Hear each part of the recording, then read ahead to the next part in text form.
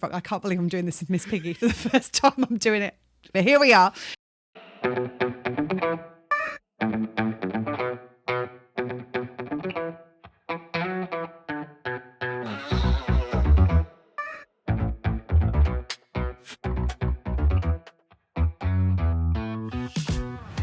Hello, hello, hello, and welcome to Well Shit. It really is that simple. I'm Claire. And I'm Serena. On this podcast, we help you to understand about your 12 universal needs, why they are currently not being well met, how to meet them in ways that work for you, and how to consistently do so in quick, easy, and simple ways that fit seamlessly into your life. We'll also help you to understand how doing so will have a positive ripple effect in literally every area of your life. If you like what you hear, come and join the conversation in our Facebook group. And enjoy the show. Hello, hello, hello. Hi. there's a reason that responds. Hey, everyone. So why did we respond the way we just did, Serena? Because it's the new year and we had to do it. We had to get it out of the way right away. We forgot to hit record. But we are doing better than we did previously, because previously we had got to the end of an entire episode before we realized we were maybe 15 minutes in. So it was bound to happen nothing. Again. I mean, we had a pretty good run last year. There we were did. A few, so maybe this is it. Maybe this is the one. It will be the one, because now every time we log on to our video software, I nearly did, and we weren't set up well enough. And I was like, I don't want to record. It's because we we shuffled. We have we're very methodical in this. It's like boom, boom, boom. Okay. And it's like, you look here, do my, turn this off, turn this off, turn this off. Yep. Voice, let's go. And in the midst of our process, we realized that I was kind of off, and it's like, all right, scoot over. And then we just sat down and started talking. Started recording. No, we started talking is what we did. But the funny thing is that I thought about it even before that. I did think about it when I first started up, and I'm like, maybe I should do it now. And I'm like, well, we're nowhere near ready to start, and I don't want to end up with a massive recording that's got nothing on it. Oh, that's blooper reel gold. Usually if you hit record before we start, and I'm just kind of spouting my mouth off.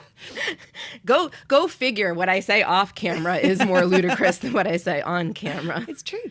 And I keep looking at it. If you keep seeing me look down, it's because I'm going to look at that 50,000 times. The light is on. Yeah, and the thing about it is that now that's how we know that we're not going to do this again, because both of us are now going to be so paranoid about not recording it. We're going to check hyper 3 million times. And maybe we should just we should have it up.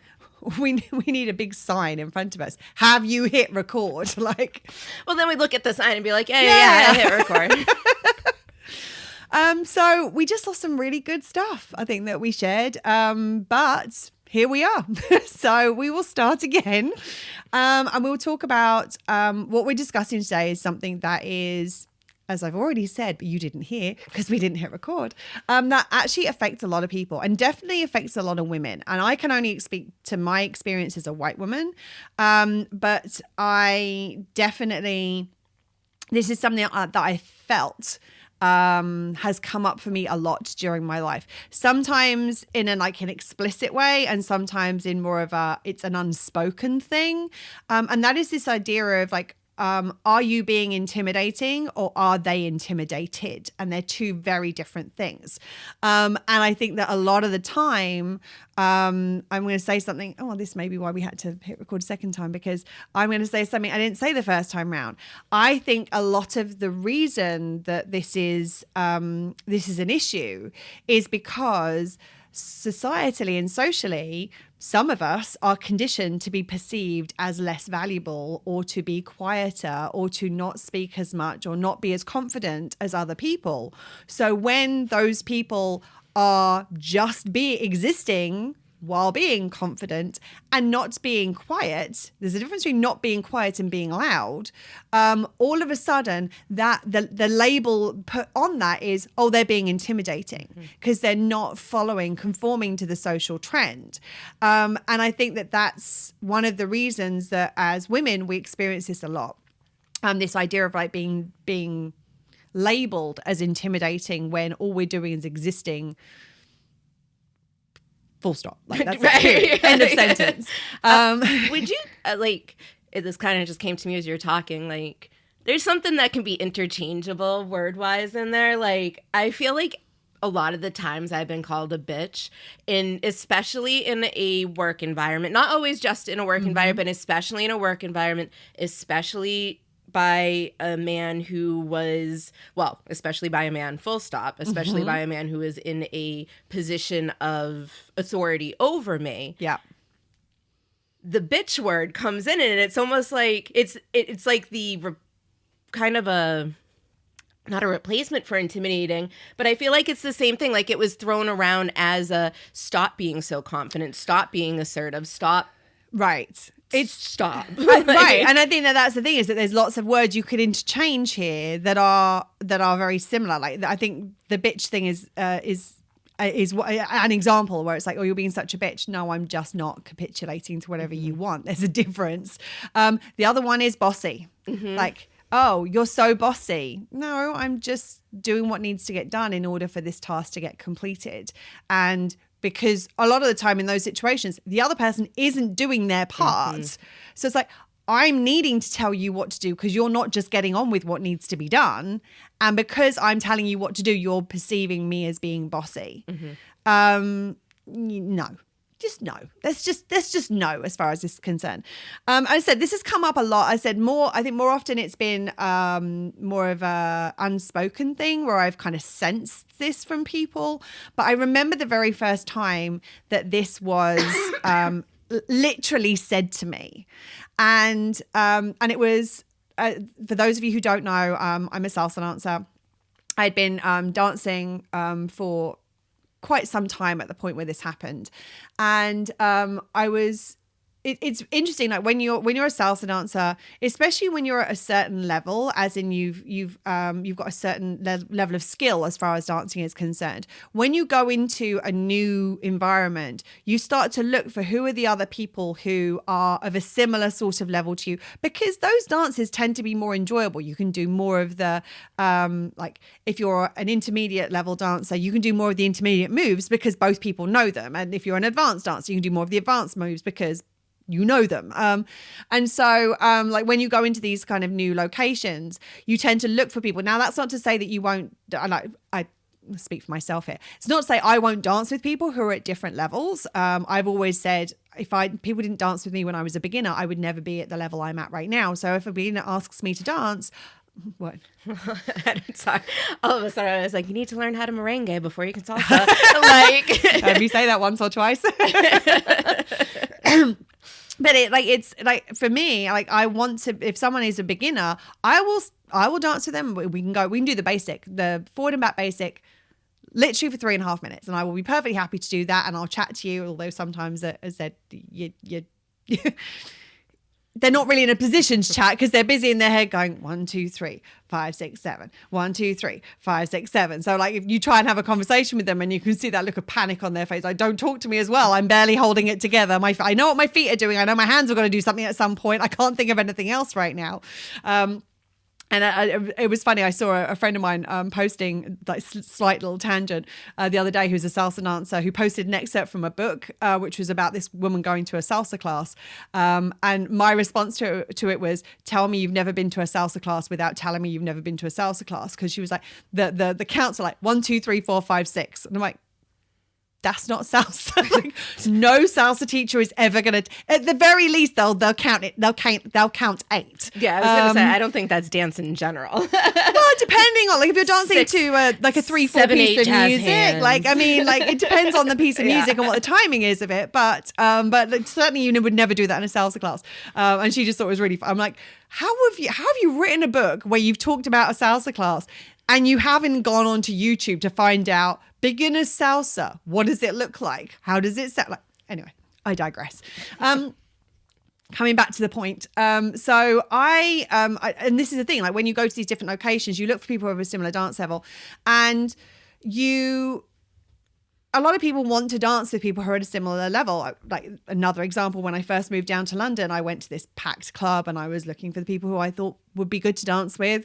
And because it was so busy, you couldn't see everybody, which meant that the person I went up to had not seen me dance at this point, and I was just an unknown to him. And I remember I asked him to dance, and he looked me up and down and went, no. And I was like, oh, like I was not used to that experience, because as somebody who is a pretty solid salsa dancer, a lot of the time the other good dancers in the room, if they've seen me dance, I'll be like, oh, she knows what she's doing, I'll dance with her.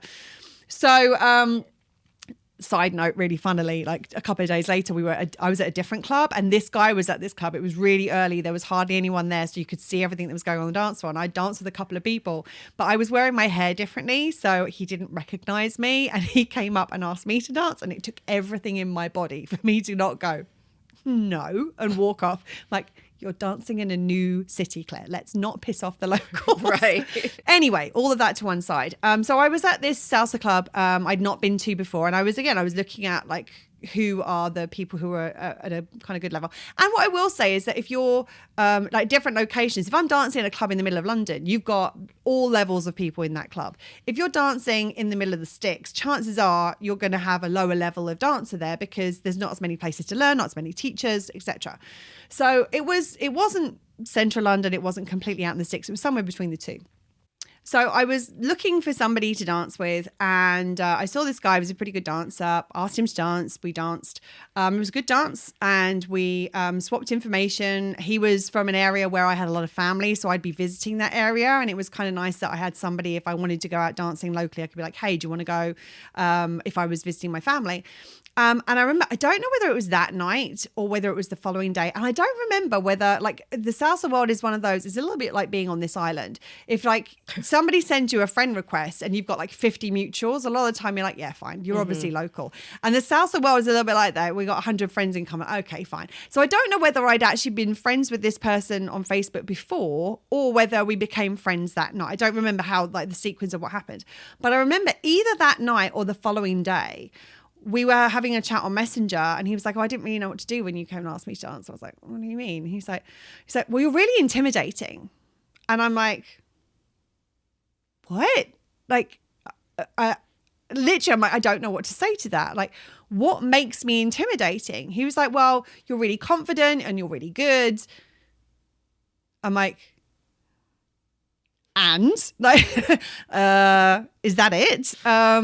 I obviously didn't say that at the time, but I was like, but I'm like I'm like smiley and I'm friendly, aren't I? Like I this is how I kind of saw myself. He was like, oh yeah, he's like, you're lovely. He's like, you're very friendly and you're very personable, and you're like, you're very smiley and you'll chat with anybody. I'm like, okay, so I don't, like, this doesn't make a lot of sense. And I think also it was at a time in my life, it was way before I started doing any of this kind of work. And I was a time in my life where I was, I felt not good enough internally.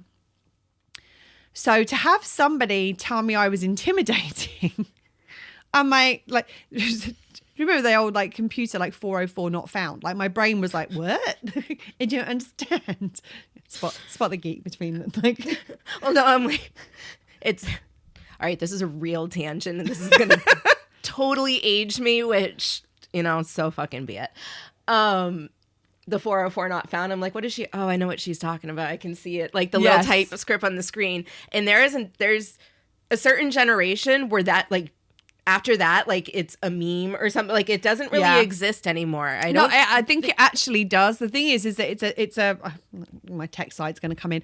I actually believe it is still a thing, but it's what's happened. It's like when you've tried to find something and it's not found on the internet. I think that just what's happened is different errors. We're used to seeing different errors now. Like, I'm pretty sure, like, some point recently, I still saw it. Like, it's not, but like, it's one, we're gone. Better at it. I mean, we grew up when the internet was born, basically. So 404 not found happened a lot. Yeah. And so we were used to seeing it. And I remember once seeing the guy who, he was in a grocery store and he was checking out, and I think it was bananas he was buying or something. The person went to scan them and it didn't work. So she had to put a code in. The code was 404 and it came up 404 not found, and he started laughing. And she was like, what's funny? He's like, there's no way I can just explain this, and it's actually going to be as funny as it is to me right now. If you know, you know.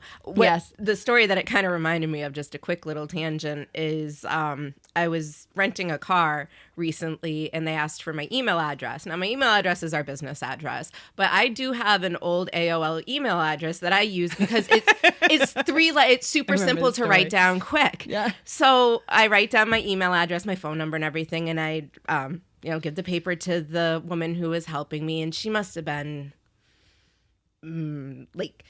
like adult teens, early 20s. Gen Z. Like young, very young adult. Yeah. And she was like, "Can I ask you a question?" And I'm like, "Yeah, sure." And she goes, "What's AOL?" And I'm like, "Oh." So people were saying to me, like, what's, because my old one used to be Yahoo. Like, I can imagine getting the same, what's Yahoo? That's my secondary. Like, I mean, I have email, like, I feel like at a certain generation we have like an email for every single thing. Yes. Like, but I was just like each phase of life was a different like email, right? address. But like, what's AOL? I'm like, America Online, like the original like instant messaging. She's like, no, like, and I'm like, Jennifer 404 not found. Right? I was like, it's probably something. Have you seen it before? And she's like once or twice. I'm like, probably people about my age or older. And she's like, actually, yeah. And I'm like, yeah, it's an old people's email address. And she's like, she goes, oh, okay. I'm like, anyway, all tangents aside, back to the dance floor.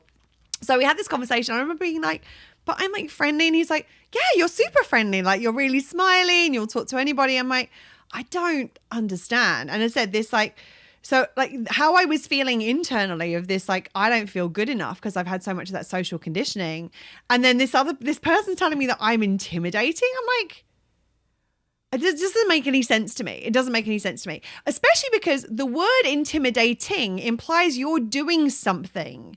The responsibility is on you. Is how you're behaving that is creating this impression. Would you say it's like an intentional, like? I don't know. I think that I'm not sure that there's necessarily intent behind it, but there's definitely action behind it.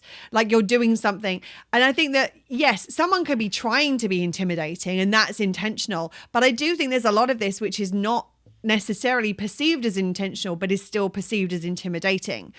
And I remember, and I think that the interesting thing is, like, looking back, I wasn't confident really in many areas of my life. I was really good at masking confidence. Did that for a lot of my teens and early 20s. But what was interesting was the one thing that I was really confident in, and I knew what I was good at, and I knew I was good at it, was when I was on the dance floor. So, and it wasn't that I wasn't like walking up to people in a club going, no. Although with the person it happened with, there was a temptation. And I wasn't going around telling everybody how good I was as a salsa dancer. I wasn't going around making like other people feel crappy about their salsa dancing or putting them down or criticizing them in any way. In fact, if people asked me for like, can you help me figure this out? I would help them to figure it out because people helped me to figure it out.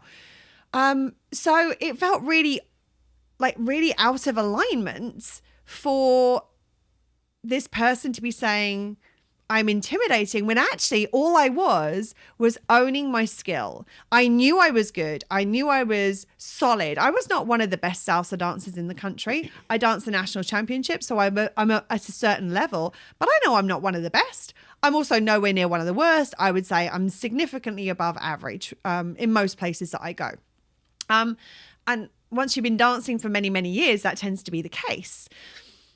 But it was interesting how me just knowing I was a good dancer and being confident in the fact that I was a good dancer was perceived by this other person as intimidating. And I think that it's really important for us to understand where the responsibility lies, and that by making somebody, oh, you're intimidating, you're making it their problem. And you're implying that they should be doing something differently. Versus if the other person is intimidated, that is something within, like, I mean, I don't know that I would say it quite like this because I have compassion. But I think if someone came up to me right now and said, you're intimidating, internally, I'm going to be like, that sounds like a you problem. Like, that's like what the mental dialogue would be going on in my head. Like, and I would probably say, and I think I actually have found myself saying, am I intimidating or are you intimidated? And like, just to put the responsibility back where it belongs. And it wasn't, and it's not like, well, I'm not intimidating, you're intimidating. I've asked a question because I know that when we ask questions, our brains automatically answer it. And I'll leave that with them and we'll go about my business. Marinate on that one. Yeah. But I think that it's really important to recognize that, as I said at the beginning, there's this social conditioning that puts people at a certain level. And as soon as they start to no longer conform to that sort of submissive, quieter, uncentered way of behaving, all of a sudden they're viewed as intimidating. Whereas actually what's happening at that point is the other person is intimidated by their behavior, because a lot of the time in those social dynamics, the person who is appearing to be superior or appearing to believe they are superior in some way, shape or form actually is massively insecure. And so all of a sudden, if someone comes along who's confident, it's like, that's intimidating to that person. They feel intimidated by that because they don't actually feel the confidence that they are portraying. I would say that probably leads a lot to the imposter syndrome that we were talking about in the previous episode. Absolutely. That kind of like how we value ourselves versus the value that's being placed upon us is like there's an incongruency there. And that's what I felt when that moment happened, where I'm like, hold on a second, I don't feel good enough. How am I intimidating? Like, what? That doesn't make any sense to me at all. And I mean, if you didn't know your worth in that moment with dancing, that could have led you into another hole and kind of leading right into that imposter syndrome. Be like, oh my gosh, maybe I am intimidating. Maybe I'm not as good as I think I am. Maybe. Well, I mean, I actually think that what's more likely to happen is that I'm being intimidating. There's something wrong with what I'm doing. I need to change what I'm doing, and I'm going to become smaller, and I'm going to become quieter, and I'm going to become less centered in life. And that then is going to have a knock-on effect on how we value ourselves. Like it's a slippery slope when we start to, and that's what a lot of the time happens in these situations, is like the person who gets told they're intimidating goes, oh, sorry. And like even like if you're watching on the video, watch what my body language did as I did that. Like there's this I need to be smaller. I'm like, oh, I'm sorry. Like especially like, I mean, we're going to do an episode on the quote unquote too much woman at another time. I don't want to get sidetracked with that right now, but that feeling of like I'm too much, and therefore by being too much I should be less than, so I need to make myself less than in order that somebody else is okay. And again, it comes back to this idea of like when we talk about being self first, meeting your needs in ways that don't negatively impact other people, but recognizing what is actually negatively impacting other people versus what is a them issue with their needs, where like you're not doing anything to them, how they're internalizing the world is creating this feeling because of how their relationship with their own needs. Now, it doesn't mean you can't be kind and you can't be mindful in how you interact with people, but there's a very big difference between doing that and actually changing yourself and how you behave to try to make other people feel comfortable. I know that you've had some experience with this sort of intimidated thing through life, right? Yeah. I mean, I've worked in corporate my entire life until this point. And I'm, if you don't know me in real life, I'm fun size. I'm only 5'1". So most of the time, extra fun size. Extra fun size. So most of the time I'm talking to people's nipples. As in extra fun, not extra fun size. Like you're not like teeny tiny. Like, nope. Sit her on my shoulder. Put me in your pocket. Just feed me like M&Ms and stuff. I'll be good. So for me, like just the premise of it, like I've been called intimidating. I'm like, really? You think so? Like, and it reminds me of the Monty Python, the Holy Grail with the Black Knight when he gets his legs go like, come back, I'll bite your ankles. I'll bite your ankles. And that's sometimes it just like the comical nature of it, because usually the people who are calling me intimidating are men, and usually they're in like, it's not solely, but a lot of it's been in that kind of corporate hierarchical setting where, you know, they're superior to me, and like more systemic power in that situation, that dynamic. And my mom raised, and are bigger, like physically are bigger. Yeah, like. And that's like I said, I'm like, okay, can I stand on a chair? Because I feel like I want to meet you where you're at, and it's just it just seemed ridiculous. My mom raised a very confident, sometimes masking confident, but in general, like.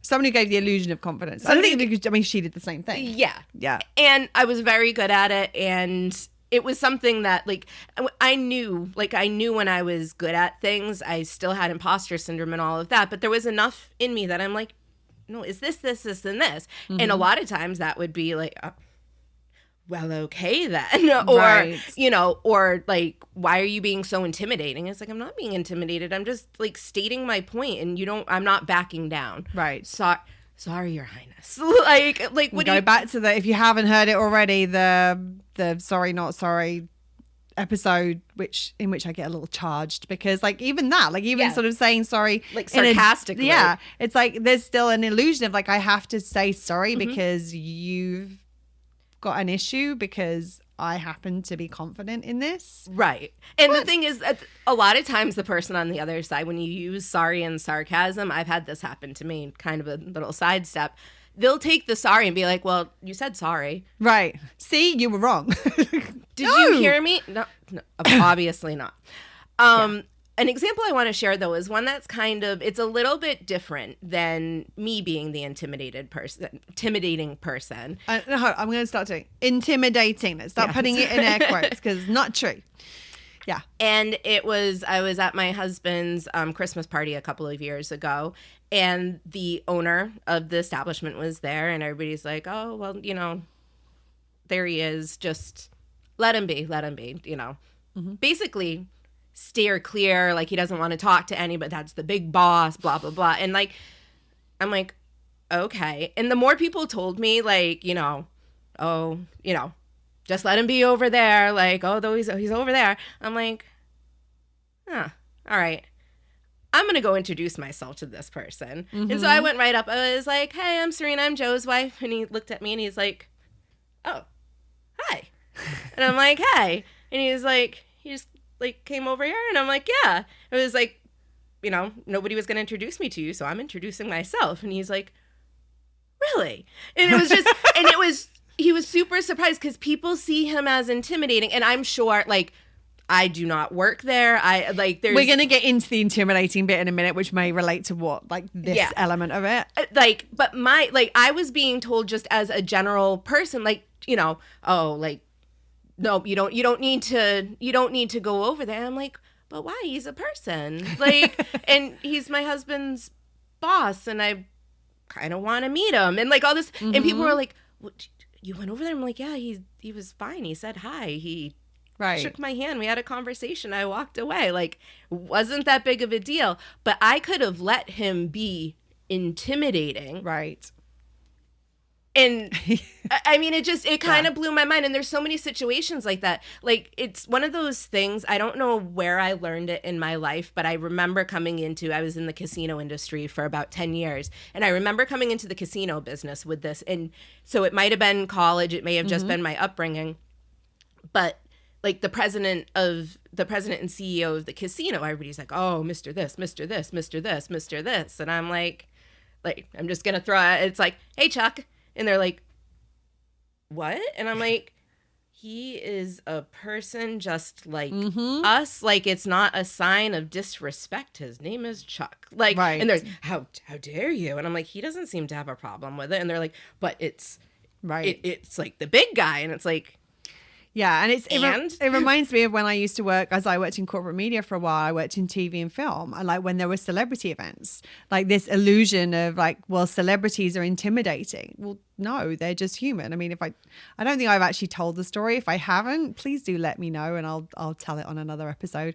But those of you, some people may or may not know, I actually once got locked in Simon Cowell's car, and Simon Cowell was like, he's someone who, and I said we're going to get into the intimidating thing in a minute, like how he used, especially in the early days. He's changed a lot now. He's mellowed a lot recently. But how he was in the early days, like he was known as nasty. Like that was the word that was used to describe him. And that was a character that he played to make his TV enterprise more successful. But he's actually a sweetheart in real life. I remember having the conversation, like chatting with him in the car. This guy is like the head of BMI. And I just left a job where I managed a recording studio, literally a tiny little hole in the wall in the middle of nowhere. And he was talking industry with me like equal to equal. Like there was none of this, like whatever, like, you don't know what you're talking about, or like that's beneath me kind of thing. We were chatting industry, not that I knew as much of the industry as he did, but it was like, he was lovely. But a lot of people wouldn't have had that conversation with him because he's intimidating. Like the illusion of celebrity is intimidating. I know so many, I hosted so many Z-list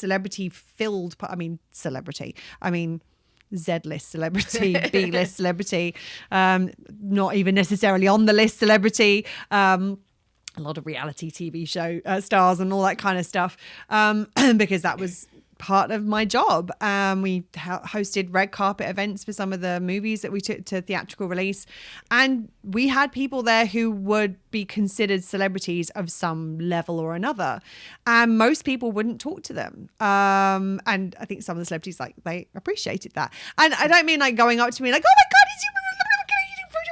Like, no, I'm not talking about that. I'm talking about, oh, hey, how's your evening going? Like, like I'm gonna acknowledge your existence. Right, like, exactly. Human to human. Mm-hmm. So I think there's a lot of this kind of idea of intimidating that comes with the perception of certain things.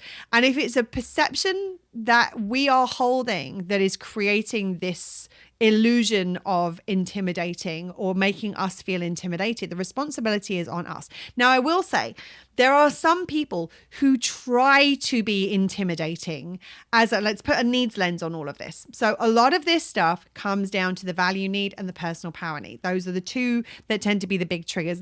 Sometimes there are others, like security need might be like piping up a little bit, but those are the big ones. And a lot of the time there are people who do not understand needs. They don't understand their needs. They don't understand how all of this stuff works. And they are, as we all have done at various times in our lives, us included, use really shitty strategies to try to get them met.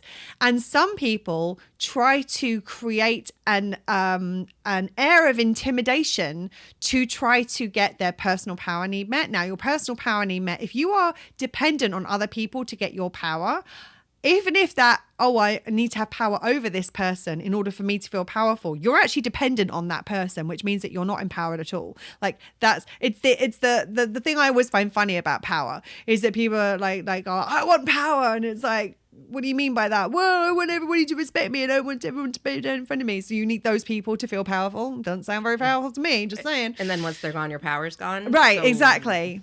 Yeah. But a lot of people, that's the only image of power that they have. That's the only idea of power. And so they want to have this kind of power over other people. So they try to be intimidating to try to create that power over. And obviously we've done episodes on this and we will in the future. There is the systemic hierarchical power structures that are going on both in work environments, in society, that add to all of this. But there are some people, a lot of the time, that insecurity and that feeling of a lack of power that they have, that feeling of inner powerlessness, causes them to try to behave in such a way that performs power over other people to try to make them feel powerful. So if you think about, and I'm thinking about people who, like there are certain people where they might have like a massive desk chair. Like, I can't think of an example, but we've seen it in TV and movies where like somebody has this massive desk chair and they have a teeny tiny one for the people who are sat opposite their desk, so that the person's like barely looking over the top of the desk while this person looks like this monolith in front of them. Yeah, and theirs is all like squishy and cushy and ergonomic, and the other one's like a little toothpick stool, right? Or something. You're exactly. Exactly. Or they look at how big and powerful I am. Exactly. Or they want to gain power, i.e. they want to have control or this illusion of control or actual control, because sometimes there is like from the in the context we're speaking about right now, as Nunu would say, nuance, they want to have this kind of control over other people. So, for example, if someone wants to be powerful, they want to be high up in an organization because the perception is that all of these, they have power and control over all these other people. Now, if you know anything about leadership is actually you are there in service to the people who are beneath you. Mm-hmm. Your job as a leader, if you're going to be an effective leader, is to ensure that they have the support they need to do their jobs effectively. Mm-hmm. But because there's so many people feeling powerless and insecure, they try to get those roles. I mean, I've talked about it on podcast episodes in the past. Like the guy that I used to work for who told me that he was God and that he owned me between the hours of 9 and 5:30. I'm like, not any God I'm going to be having anything to do with, that's for sure. I mean, We could go down a rabbit hole with that one, but we're not going to. I was going to say, referencing a conversation we had this morning earlier today. That sounds a little something. Yes, absolutely. Well, we'll get back to that. There will be another podcast episode on what we're talking about. I know we're being really cryptic right now, but if we open that can of worms, we're going to go massively off on a tangent. So anyway, like that person, he was trying to have power over the people who worked underneath him because deep down he was a deeply insecure man. Like that's who he was. And he was the only way that he could feel powerful is to have this kind of control and power over other people, which is why he was dominant, he was aggressive, he was abusive, he was an unpleasant person to work for, and ironically then wanted me to come back and work for him after I'd finished my degree. I'm like, no, what on earth makes you think I would want to do that? Anyway, all that to one side. Conditioning says you should be okay with this. Claire says, fuck that. But seriously, like there really was this kind of like, and that's what he was trying to do. He was trying to have power. Now, the interesting thing is that there was another person in a very similar position in the company who also tried to have power. And I found out many years, I don't know how much true this is, but my understanding is that they got into a power squabble and basically one was higher than the other. Guess which one lost? Like the one who wasn't like this kind of illusion of power is such an interesting thing. We see it in companies, we see it in politics, like people who are, I mean, I'm not going to get into, again, massive tangents. Like we're in like a minefield of rabbit holes. Like I'm like tiptoeing my way through them, trying to avoid them. Like one wrong mood, I'm sliding straight down, and I'm going to bring everybody else with me. But you just have to look at politics today. You have to look at the key political figures in a lot of countries, in a lot of different political parties. Their primary objective is their own power. And sometimes money, and because money is perceived as power in our society. So it's like the two kind of go hand in hand. We live in a capitalistic society. The more money you have, the more power. I mean, you look at, I was watching a, part of my my kind of Christmas to New Year's little ritual I do is I rewatch the TV show Sherlock, the one that was done by the BBC, and it's very well done. And in one of the episodes, I'll try not to kind of put any spoilers in here because it is really a good series to watch, or it's a series that I particularly enjoy.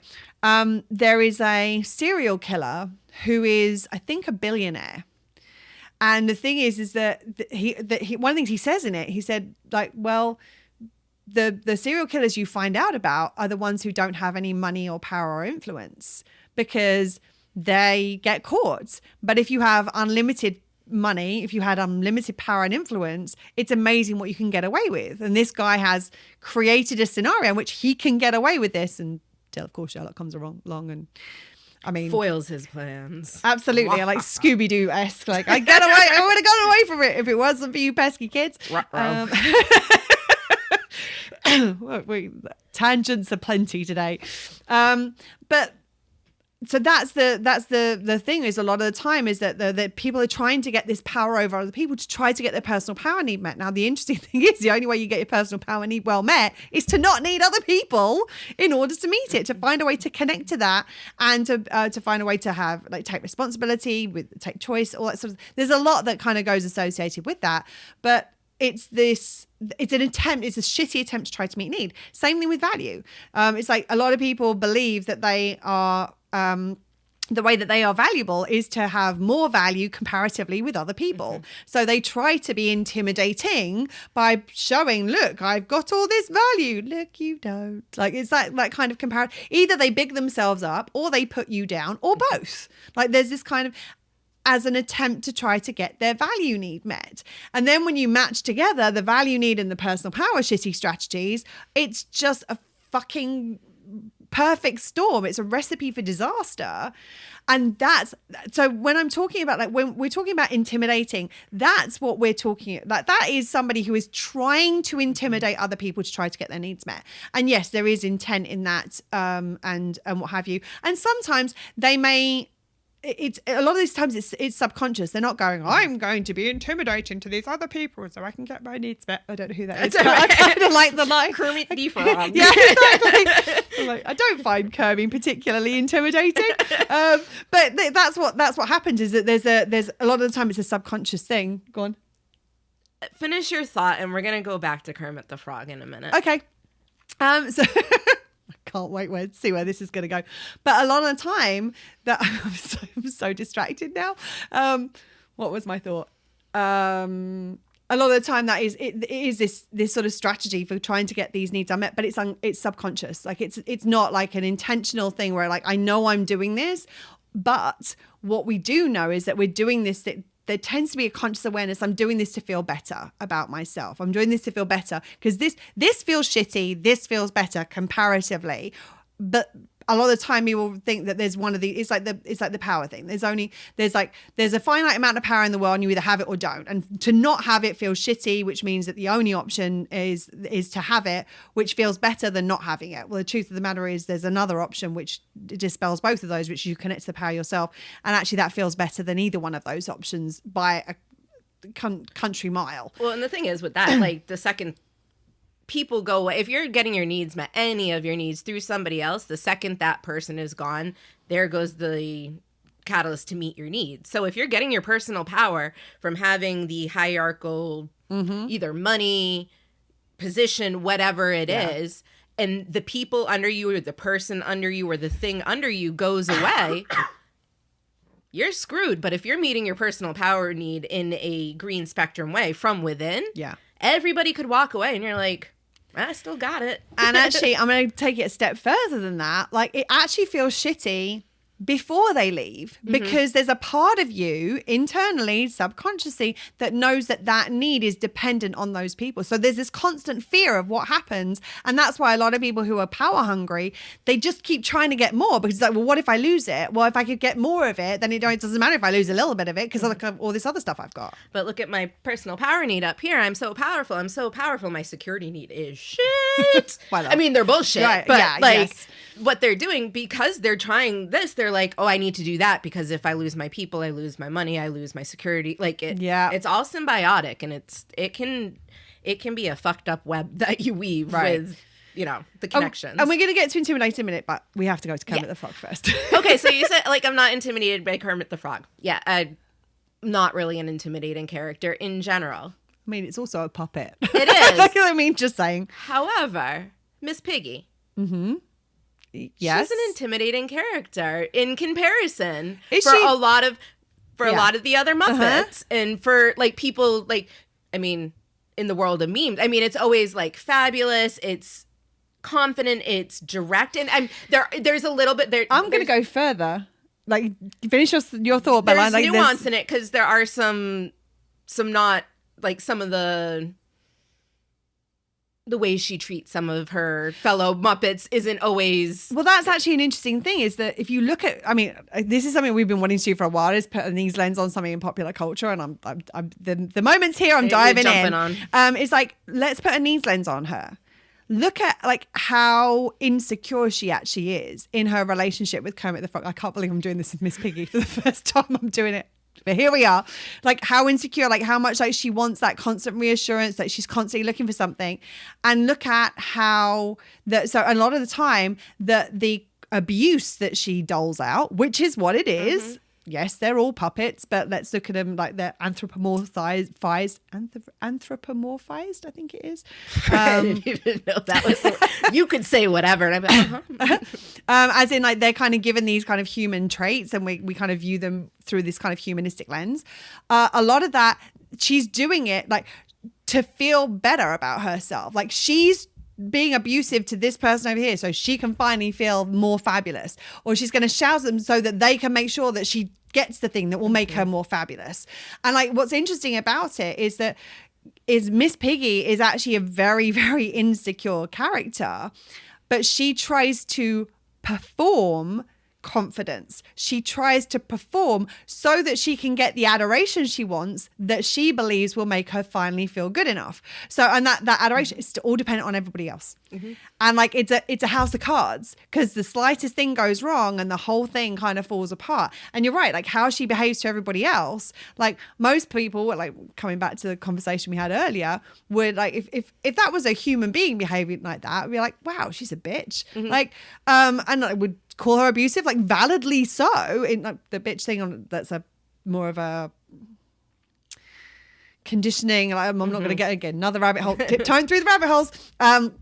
But it's like that kind of behavior would be viewed as being abusive and nasty. And when you look at it from a needs lens perspective, she's just trying to get her needs met. It doesn't make what she's doing okay. Does not validate.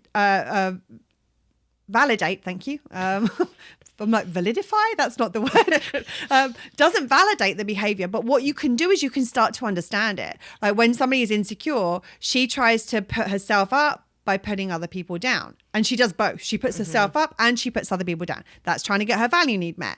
She feels powerless. So what does she do? She tries to control everything around her to try to feel powerful. Like she doesn't like that. She feels insecure about her relationship with Kermit. She doesn't love herself. So she's constantly trying to get him to engage with her and tell her how much she loves. She's constantly looking for acknowledgement, being told how wonderful she like literally she's constantly yelling so she can be heard. Exactly. Like there's all these different things. And I said, once you can start to understand, you put this needs lens on this situation. Now, a needs lens never makes anything acceptable. So just because you can see what's going on from a needs point of view doesn't mean like, oh, that makes it okay. It's still not okay.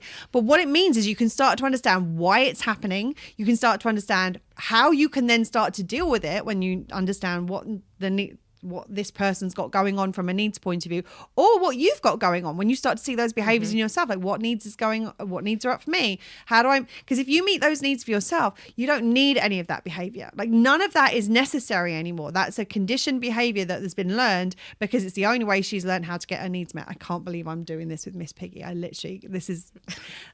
simultaneously hilarious and wonderful. And oh my God, what the hell are we doing at the same time? I mean, welcome to well shit. It really is that simple. Like you wanted ridiculous. Here we are. New year. Yeah, I don't know whether you wanted ridiculous. Like we mentioned ridiculous, but that may have been on the one that we didn't record. So I think that was actually yesterday. Oh, was it? There we go. But as I said, so it can be very helpful. So yeah. Miss Piggy is one of those people who, whether she's consciously aware of it or not, she is being intimidating to try to get her needs met, but she is not doing it in a self-first way. She's doing it at the cost of other people or puppets' needs. And as a result, because of that interconnectedness, she's actually going to feel it's going to compromise her needs because would compromise her humanity, and because she's not recognizing the humanity. It's weird doing humanity with puppets, but here we are.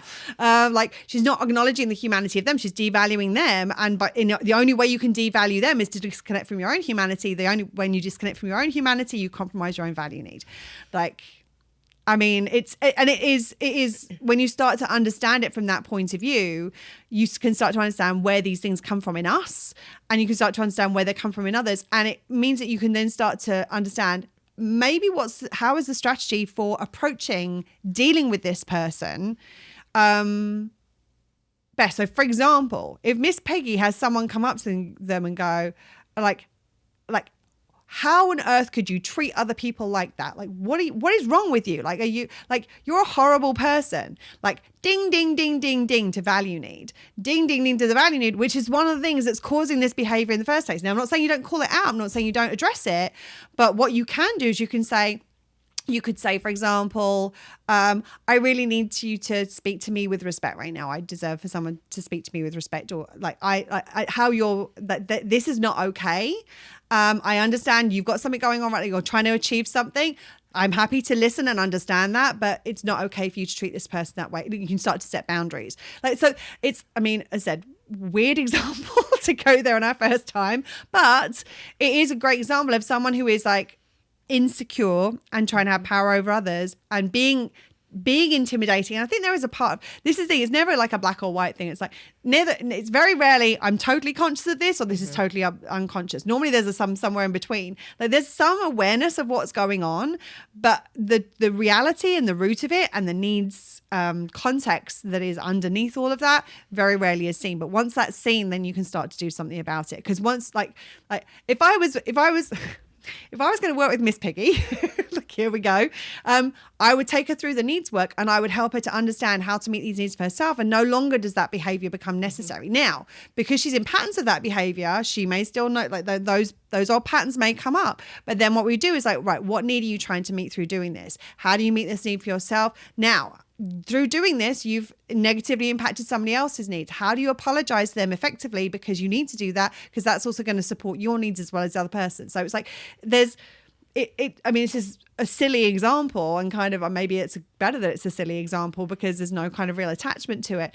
But once you start to understand the need stuff from this point of view, you start to look at, well, someone behaving in that way, intimidating, is all needs based. And then like what are they doing? Because you look at the needs that are being impacted by her behavior, like she's devaluing these other people, compromising their value need. She might be she's compromising their security need because it's not physically safe to be around, not emotionally safe to be around. She's compromising that love and connection need. Like she's compromising all these needs of all these other people. So it's like, okay, people, puppets. So like, one, how do we do that? How do we address that? How do we make amends so that starts to heal this? And then people who've been affected. Now, okay, let's look at what needs have been impacted by this. How do we then start to actually take care of those needs so we can start to heal without her involvement? She doesn't need to be involved in this process. That she may be, that might be a possibility. There might be a facilitated conversation at some point, but we can heal that without the other person being involved once we know what needs have been impacted and how we can address those and start to meet those for ourselves. We often talk about how to meet needs for ourselves, and we just pause you just 1 second. The other one is like emotion, experience, and expression. Like they need to feel how they feel about being treated like that way, and they need to consciously and healthily express it in order to process it and heal from it. Sorry, I just suddenly realized I'm like the puppets. There's something that's not complete. I need to make sure that all their needs have been addressed. The puppets have emotions too, and there's more. But that's a big one with people. Like once we've been impacted by people, like we try and jump to the healing without actually acknowledging and validating how we feel about it, expressing it, and that's part processing it in order that we can heal. Sorry, go ahead. I'm glad you got your thought finished. Fuck, it's there. I got it. Okay. Almost got it. You said something about talking about meeting our own needs. Yeah, I'm just trying to figure out where to start it. I have the thought. Mm-hmm. Oh, so we often talk about meeting our own needs and how we can do it for ourselves. And I have to say, with this topic specifically, learning how to meet my own needs, and just not even learning how to meet my own needs, but learning about the needs in general, just from like a base knowledge, and then like every little extra bit of knowledge that you get in this just helps even more. Obviously, that's why we're here. But if it wasn't helpful, I think this might have been a waste of our time. I'm not intimidated by anybody anymore, unless they are actively trying to intimidate me in like consciously, like with force, or what I like. I'm actually going to say, is it in that situation? I'm not sure if intimidate is actually the right word, and I'm going to get into intimidated, right? Like we've done the intimidating. Now let's look at intimidated from a needs point of view, because I actually think that at that point your needs are being compromised by another person, and you're having a valid emotional reaction and response to the fact that somebody else is compromising your needs. So if like somebody is like being aggressive towards you, bullying you, like all of those things because they're trying to be, or they're engaging with those intimidating behaviors as a way of trying to meet their needs, then intimidated, I don't think, like fearful, scared might be a valid, right? Like upset, like frustrated, disrespected. Like there's a lot of words that would go, but I think intimidated is a very specific meaning, which segues. That's kind of fair enough on that. So I guess in general, I don't really get intimidated anymore, because if I feel that pop up, if I'm around somebody, especially like down here, there's a lot of talented people and people who are very adept at masking and some better than others. Yes, and putting themselves out there. And there's a lot of confidence. A lot of it is masked confidence. There's a lot of things, and it can be intimidating to people down here to be in these circles of people where there are some people who are always just like, ta-da. I'm going to make a tweak. People can be intimidated by those things. Yeah, people can be intimidated by those things. And there's been a couple of situations where I felt it kind of creep up, and I'm like, I feel myself either kind of giving that person, maybe like not, sometimes feeling smaller, sometimes giving them more room, like whatever it is, I kind of feel these little tendencies, and I'm like, wait a minute, what am I doing? And I'm like, well, I don't believe they're intimidating me is in my brain, but it's something along those lines. I'm like, oh, what's this feeling? I'm like, oh, well, that's this need. This is this need of theirs, and this is this need of their. okay, I can see why they're doing this. I can see why they're trying to take up more space because of their value need. I can see why they're putting this person down because they're a person of power need. And all of a sudden that intimidation or the illusion of intimidation that I was feeling is broken down into a needs, like into a like chunks of needs. And I'm like, oh, okay, well, there's nothing, like, this is your stuff. Like, well, and like, let's talk about what intimidated is from a needs point of view, because I'm not sure whether intimidated is actually what you're feeling. It might be. I'm not sure.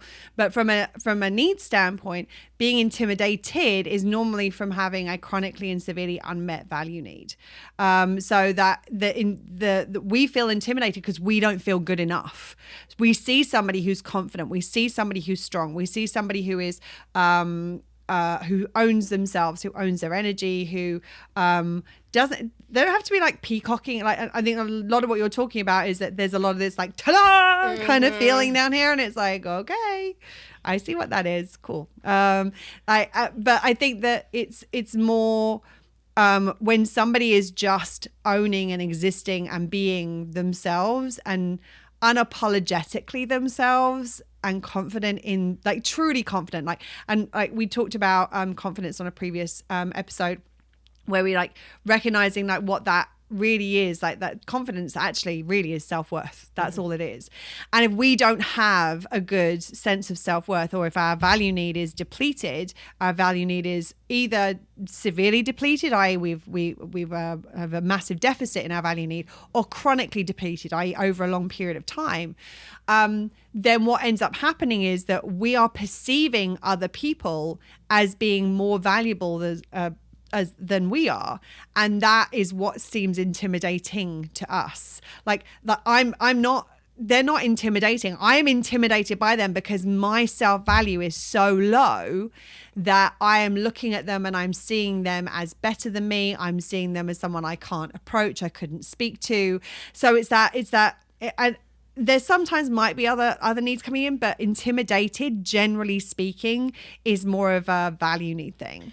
It's interesting because, that makes sense to me. And it's definitely, it's most often than not in a value thing for me. So I guess it is an intimidation, but the actions are what I used to do when I was intimidated by somebody. Yes. So it's like the conditioning to the action. So that's where that kind of, that connection, because once I start myself seeing that, I'm like, no. Like, sorry, what? Yes, no? No. No. But like when I feel myself since I start going, like if I start going small, if I start kind of giving somebody, it's like, wait.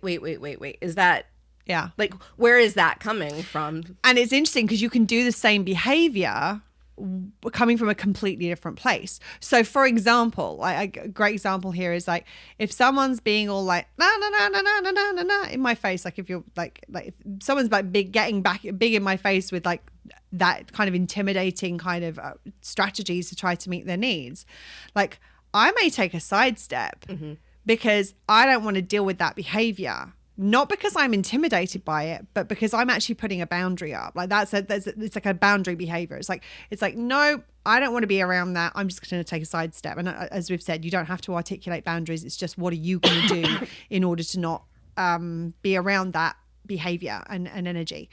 And so I think that this is one of those situations where sometimes the same behavior, like there are times when like somebody else will be like front and center in the room, and I'm like, okay. And if you're not watching on the video, do your thing, boo. I take a step back because I'm like, I don't need to fight for that space because I don't care. Feed into any of what's going on. I'm not gonna feed into it. I'm not going to fight you for it. If you want to be front and center right now, you go right ahead, my love. It's not. I don't. And that step now, sometimes there were times when I was intimidated by people where I would do the same thing. I would step back, but that stepping back was me shrinking because I didn't see myself as valuable as them. And so that I was that intimidated was like, okay, I'm gonna shrink, withdraw back from them. I'm not gonna approach them. I'm not worthy, blah, blah, blah, blah, blah, blah. All of that would be going on. So the same behaviors can be two different things.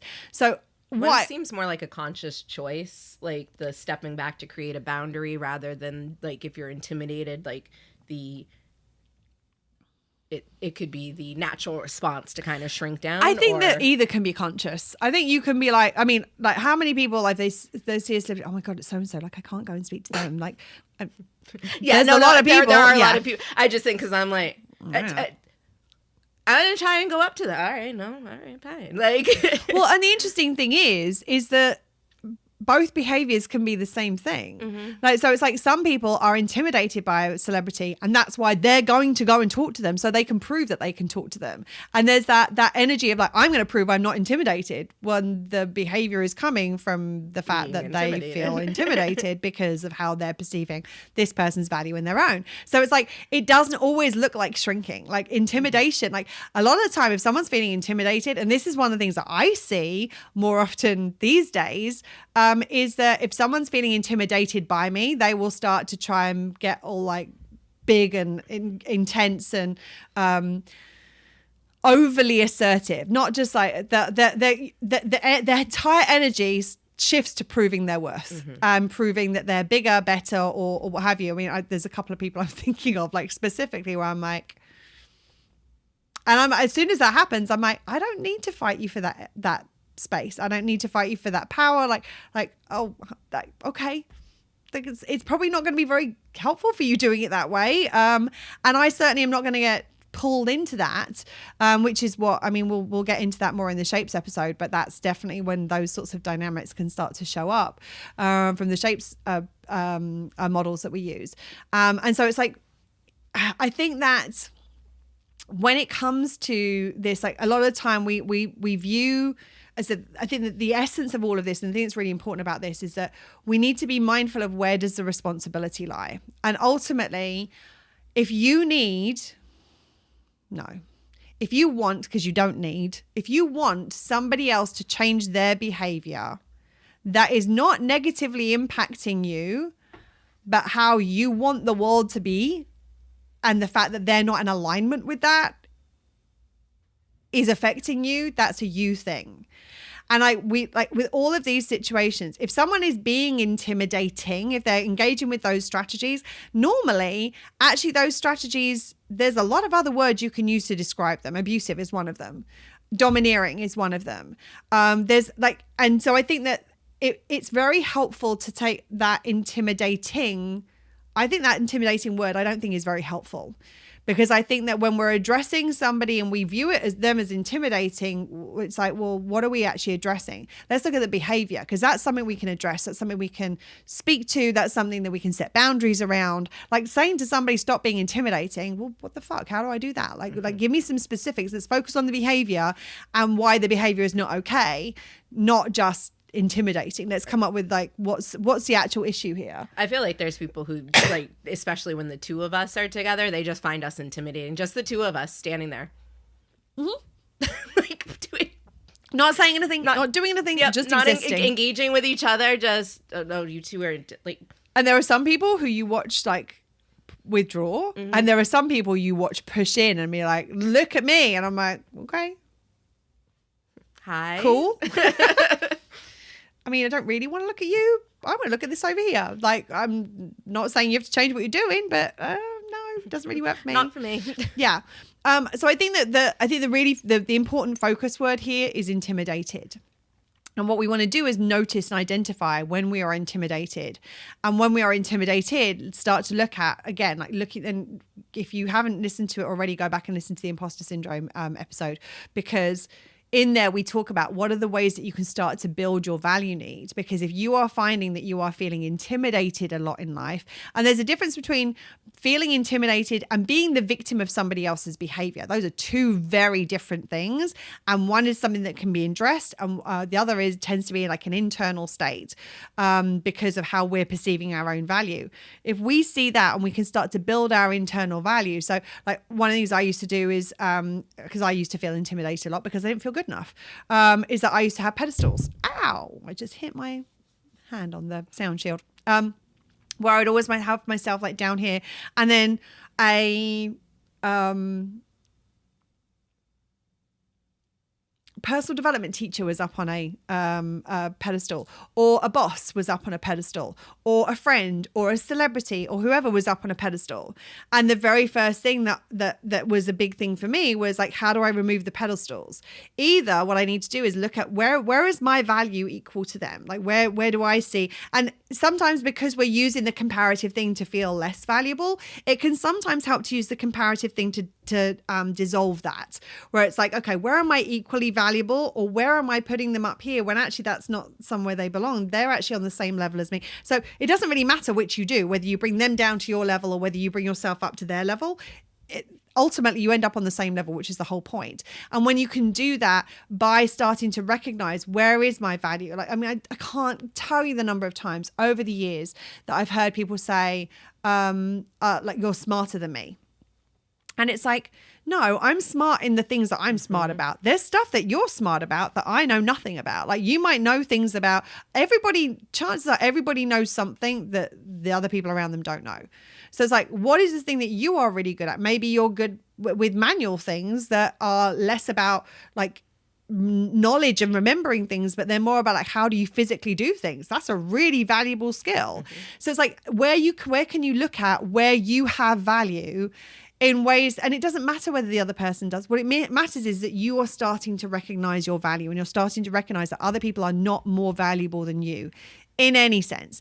Ultimately, that's one of the ways that we connect to our humanity. And one of the ways that we connect to our humanity is by recognizing that our humanity, like, we are just as valuable as other people. And when we see somebody as being more than, that's when we want to look at it and be like, okay, where am I also valuable? Because those discrepancies, that's what opens us up to feeling intimidated. And once we feel intimidated, it actually makes us vulnerable to other behaviors which are not going to serve us. I think that's it for me on this. Anything you want to add? I'm looking at some rabbit holes, so I'm going to say no. There's rabbit holes everywhere. I mean, we did pretty good to tiptoe our way through that. I mean, and there are some that I'm looking to dive into. Yeah. One specifically, I'm like, oh, can't wait for that. Can't wait to go down there. Yeah. But we need to do that where we can do it justice. And episode, series, season on it, who the hell knows? We'll see what happens. But for now, I think that's it. If there's anything on this that's kind of been a little bit unclear, or you want us to tell you more about, or you want us to kind of go into a little bit deeper, let us know, and we will add that to our record list. But we will be back really soon. Between now and then, thank you for being here. Thank you for watching. Thank you for listening. We appreciate you. Remember to take care of yourself, stay safe, and to continue to meet your own needs. Lots of love. Bye. Bye, friends. And it's the first time of 2024 of doing this where we stop recording. We're still recording, but we stop recording, and Claire suddenly realizes, hold on a second, there's something more we can add to this, or need to add to this. And one of the things I will say is that we have this feeling when somebody else is either acting like they are intimidated by us, or that we're intimidating, or verbalizing that they're intimidating. There's this kind of feeling that we want to kind of withdraw and make ourselves smaller sometimes. It's like, because we don't want to negatively impact somebody else, if they're putting the responsibility on us going, you're intimidating, it's like, well, I feel like I should change my behavior and make myself smaller so this person doesn't feel impacted. Now, as I said, we know we need to put the responsibility where it belongs. That is a them thing. And what we can do, though, how do we navigate through this where we don't want to make ourselves smaller? We still want to own our value. We still want to connect to our confidence and be solid in who we are showing up in life. But what we can do is we can be kind in how we are approaching the other person. Because if the other person is feeling intimidated, we already know what need is likely to be up for them. We already know that their value need is likely to be talking to them. Now, it's not our responsibility to meet that need for us. And there's this real kind of impetus in that situation to be like, oh, if I just tell them how great they are, then maybe that, but then that value becomes dependent on you, which is not really helpful to the other person. But what we can do is we can navigate in a way where we're not going to negatively trigger that. So it's not necessarily about, I just want to make sure that people don't kind of make themselves smaller, withdraw, that they don't change their behavior to try to make other people feel comfortable. But what we can do is we can be kind in how we navigate through that with that other person, where it's like if that person is being, for example, if someone is if we see somebody, this is an example of something that I've seen and I've done, which is where I see somebody kind of withdraw and I can see somebody kind of shrinking a little bit in my presence. And in that moment, like what I'll do is I will actively encourage them or invite them into the conversation. I might ask them a question, not to kind of, and that's the reason that this is hard to kind of articulate how to do this, because it's not a one size fits all. Nuance. We need to make sure that we're because some people in that situation, being put on the spot and being asked a question is like, that makes them feel even like it triggers even more needs for them. But what I might do is like gently, I might open up the circle so that, and that to include them more. I might look at them more in the conversation that we're having. So I'm not like putting them on the spot, but I'm doing things that show that I value them. I don't need to be trying to meet their value need for them, but I can operate as somebody who values them. And that's the key to it. It's like, if you are kind and you are acting in a way that demonstrates and is mindful of the fact that yes, you're valuable, they're valuable too. And how do you demonstrate that? By how you are behaving with them. I said, you don't need to make a big song and dance of it. Like I've seen some people where you can see people are oh no, but you're amazing. You're da-da-da-da. And they try and fill in those blanks. And it's like, you're just creating more dependency on you for them feeling good about themselves. And that's not helpful either. But you can act in such a way which shows that you value them as a human being. You might be like, oh, there's a conversation. Be like, well, like, I'm curious, like, what's your perspective on this? And so it's not like tell us a story about X, Y, Z, where it's like a real on the spot. It's like, I'm curious, like, what are your thoughts? And so like show that you value their opinion in the same ways you would anybody else in the space. So I think that's one of the ways that you can navigate this without shrinking yourself, but recognizing your value. And the key thing is recognizing their value and just acting in a way that demonstrates that you see that. Anything else? Mm-mm. No. Okay. I see that. I can see she's like, don't send me down the rabbit hole. Right. Okay. That's it for today. Thank you for watching. Thank you for listening. We'll speak to you again real soon. Bye. Bye, friends. That's it for today. If you like what you heard, please subscribe, rate, and give us a written review, as it will help more people find us. And remember, if you're feeling intimidated, chances are your value need isn't very well met. So this is an opportunity for you to check in and find out a way that you can meet it for yourself here and now. Well, shit. It really is that simple.